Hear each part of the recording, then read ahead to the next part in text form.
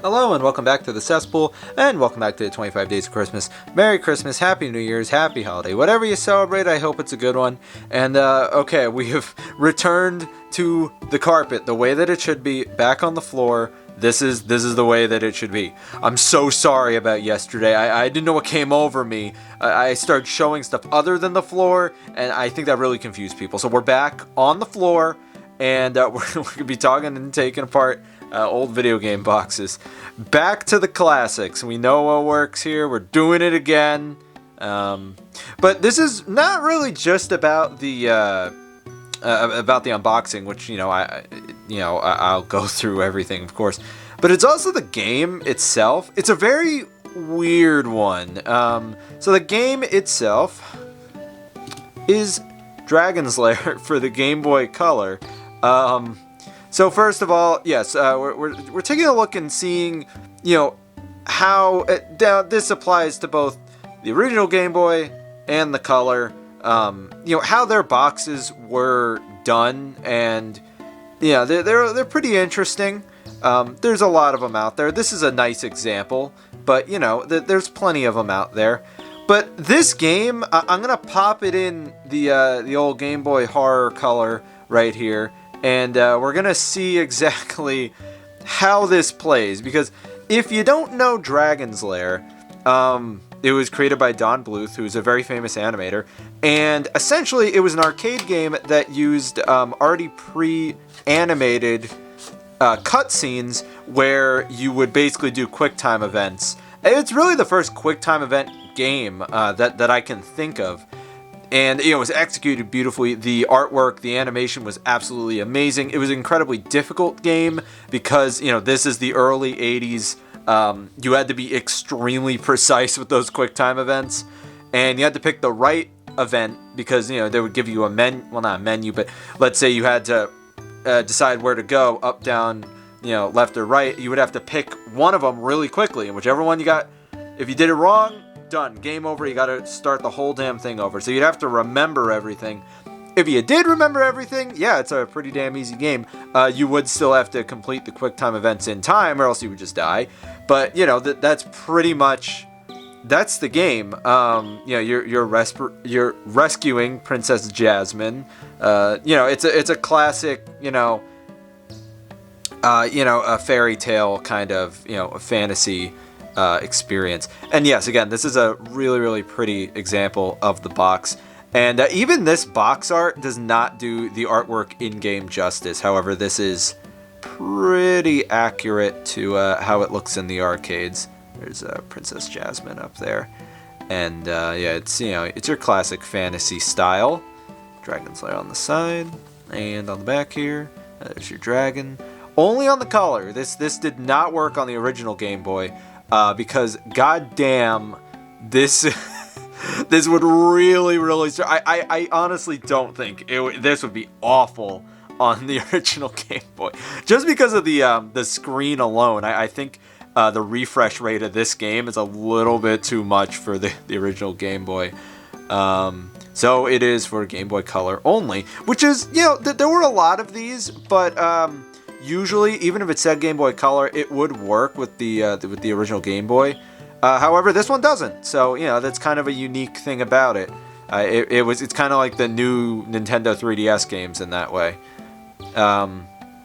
This is being kind of generous with the artwork in game, but it gives you a little bit more of an idea of how badly this was ported. I mean, it's impressive for the time. I'll give it that. But god damn. I mean, by 1998, Dragon's Lair was 15 years old, and I don't know if they had even put it on console at this point. I'm pretty sure it had not been on console for a long time. But it's weird that they did this of all things on handheld, but they did. So we're gonna open box up here, and we're gonna see exactly what's going on these Game Boy Color games. So you have your cardboard insert, which slides out. It's actually a pretty sturdy insert, and then your cartridge is just chilling in here. We can take it out. So this is the insert. It's in pretty good shape, all things considered. Held up pretty well. And then behind the insert, or on the other underside kind of thing, is going to be all of the manual gunk. And that's it. The insert, takes up the entire length of the box. So that's probably why the box is in pretty good shape. Although I don't know, why would you even save this game? But so that's that. And then here's your manuals, your consumer information. Yeah, just precautions. Boring. Lame. Let's see what's going on with the manual. This is what I'm looking for. I hadn't actually mentioned, but this is actually published by Capcom, so that's interesting. Startup and Dare to Enter Dragon's Lair.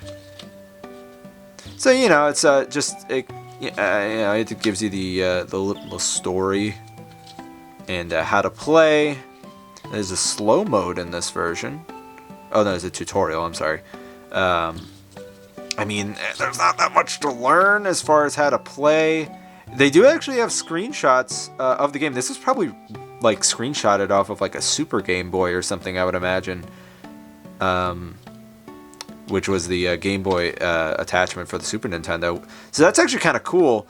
This artwork is very nice. This is about how it would look in game. This may even be a frame from the game itself. This, I don't think so. That might be promotional artwork. That was definitely not in-game. But the dragon actually looks like it might be. I'm not sure. Room by room hints. Oh, hints on how to play. Okay. They're helping out a little bit because, the arcade game was a bit ruthless. Snake room. So you got all the different rooms and what to do. Well, not what to do, but some tips. It's pretty interesting. It's actually most of the manual. Probably because the game's kind of hard and it doesn't tell you what to do. These screenshots are... Yeah, these are from the arcade game. Well, not the screenshots, but this artwork that's in the background. This is from the actual game, which is pretty awesome. So yeah, it's just going to go through all of the rooms, which is kind of interesting. And then, credits and warranty. Okay. So that's it. That's what's in the box here. It's not too much, but I think what we all want to see is see how this arcade animated game that I believe actually in the arcade, I believe this ran on a laser disc. It's very odd. It was a custom laser disc player that that's how the animation was projected onto the screen, and then there was some sort of console program in there that would tell it what to play next. I'm not 100% sure. They were very unique machines for the time. I've never seen one in person, but I've always wanted to play it. But anyway, we got to see how this fully animated, basically a little movie would run on this. So let's do that. All right, so I removed the debris from the unboxing. So again, I'm playing this on the totally not a Game Boy Color. Oh, Game Boy Color has been exposed. Okay, let's see how this bad boy runs.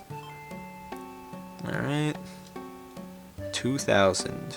So this game actually, if this came out in 2000, yeah, because that was right before the Game Boy Advance launched in 2001. So this was a late Game Boy Color game. So, oh god, oh no, oh god. It is kind of impressive. Okay, so you can just go through the credits. Oh, you can actually watch the introduction, or you could just start playing. I'll just start playing. Main game. Alright. Oh god, the lack of music is really sad. So here you get to pick. If I was paying attention, and that's death animation, okay. Oh wait, you actually have lives.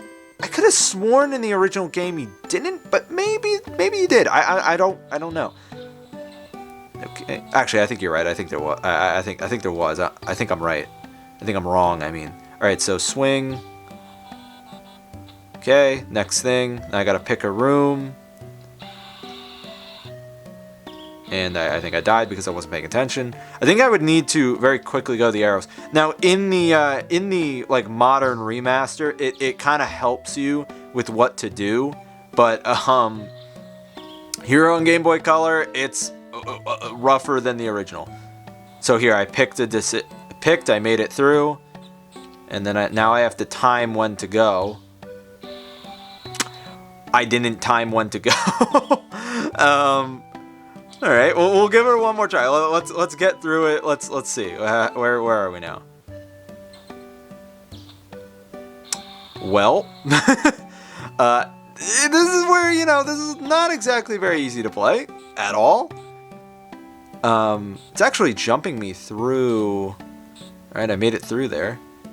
Might have done that a little bit too soon. Nope, I made it. Okay. Let's see. Making it through. It's a pretty faithful, you know, recreation, but oh, didn't hit right enough. Score 0 because I suck.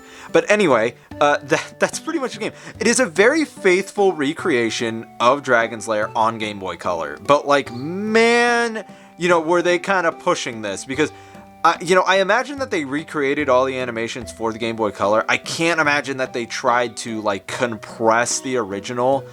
But I do have to say that for Game Boy Color, you know, in the year 2000, this is basically original Game Boy hardware, you know, with some slight enhancements. It's actually kind of impressive. The lack of music is really funny because in the original game, it's like very lively and expressive, and this is just a couple of beeps. It gets the job done, but like, man, does it not do the original game a lot of justice, which is kind of a shame. It's cool that it exists, but man, is it a shame that it is not like properly, you know, represented here. That sucks, but you know, it's cool nonetheless. So that's pretty much it with this guy. I could continue playing, but that's not really the point. So you know, we'll just wrap this up real quick. So that's Dragon's Lair on Game Boy Color. It's a very odd game, and taking a look back at, you know, how Nintendo did Game Boy packaging, especially when, you know, after Game Boy Advance, which is pretty much the same as this. The only difference was that like the cartridge was a little smaller, so that cardboard insert was also a bit smaller. Besides that, it's pretty much exactly the same. And, you know, it's interesting, like the amount of cardboard that they used, even up into, you know, through the year 2000, and you know, on N64 was the same. When everybody at this point, even Sega, you know, who had went back to cardboard, then went back to, you know, plastic with, you know, with the Dreamcast, and obviously PlayStation with the PS2 and PS1 went from the jewel box to the DVD cases. Nintendo, no, we're sticking with these stupid cardboard boxes. And like, listen, I think that these cardboard boxes are awesome because I can put them on my shelf and they look beautiful. But like, practically, why would you do that? And another why does this game exist? Listen, it's cool. It's really neat that they made this, but like, this game was over 15 years old when it came out on Game Boy Color, and nobody cared about it anymore. Like, it was, at this point, a fond memory of kids who grew up in the early to mid 80s, but like, this is the year 2000, and it's out on Game Boy Color, which parents, maybe the parents of the kids owning a Game Boy Color would have played this. But I highly doubt that there were many, you know, real original Dragon's Lair machines in arcades in the year 2000. If there were, maybe I'm wrong. Wasn't exactly around to see that. But like, this is just, it's a very odd release. Number one, it's a very, you know, compromised version of the game. If anything, it should have came out, you know, throw it on N64. I don't know if that would really, I mean, of all of them, it would either be that or the PS2. I'm honestly surprised there was not a PS2 version, and it took so long for this game to return to consoles. But they did this in between, you know, its 30-year hiatus of being on and off of, you know, or being on the original machine and then back on console. They did this in the middle of it, which is just bizarre. But it is a faithful recreation of the game on Game Boy Color. Why did they put that much effort into it? I don't know, but they did. And it's just an odd release. And I just kind of wanted to share it and discuss how weird it actually is. So that's it. I'd like to thank everybody so much for watching and sticking around for 25 Days of Christmas. We're wrapping it up. You know, we got a few more videos. As I said yesterday, some big stuff coming up through this weekend. But I'd like to wish everyone a Merry Christmas, Happy New Year, Happy Holidays, whatever you celebrate. Again, I do really hope that it is a good one. And if you're watching these in order, I will see you tomorrow. If you are not, I have no idea when the next video will be, but I will see you guys then.